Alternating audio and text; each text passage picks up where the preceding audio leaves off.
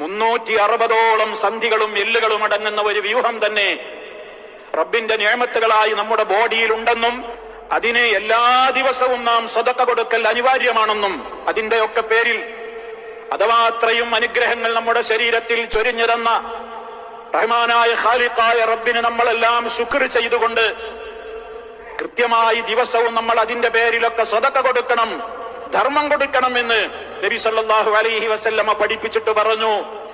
ആ 360 സദഖക്ക് സമാനമാകുന്ന ഒരു കാര്യം ദിവസവും നിങ്ങൾക്ക് ചെയ്യാൻ കഴിയും. അത് ഞാൻ നിങ്ങൾക്ക് പറഞ്ഞു തരാം.